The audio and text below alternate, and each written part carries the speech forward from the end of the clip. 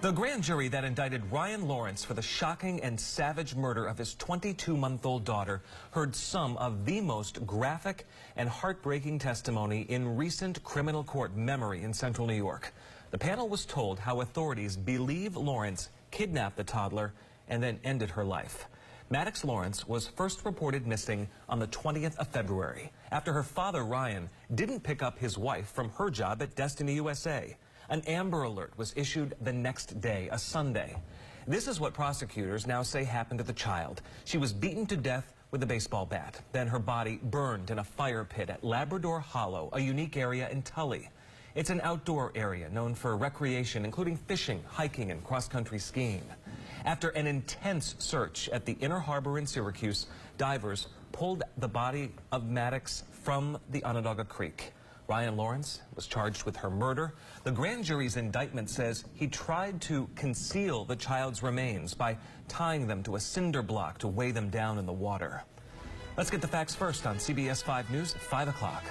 After the father's arrest, the district attorney told me during his first TV interview on the case that Ryan Lawrence may have been motivated by jealousy. Maddox had survived a rare cancer of the eye, and her treatments and recovery had, rightly so, put much of the family focus on her. Maddox was laid to rest during a private service weeks ago after her body was recovered. The family said they needed that event to be done away from the glare of the public spotlight. CBS 5's Sarah Beth Ackerman leads our team coverage now. She's live at the Onondaga County Courthouse right now.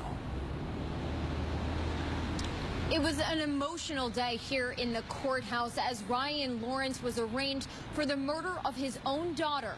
We were allowed inside the courtroom, but our cameras were not. The little girl's mother, Morgan, was sitting in the front row, staring directly into the eyes of Lawrence as he showed little emotion. The arraignment started with District Attorney Bill Fitzpatrick walking into court holding baby Maddox's mother's hand.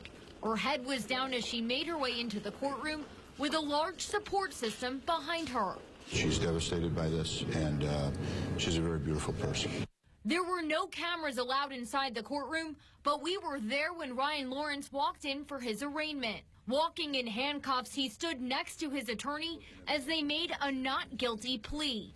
Lawrence's attorney says the 24-year-old does not have a past criminal background and asked for bail, but it was denied. He seems to be doing fairly well under these circumstances.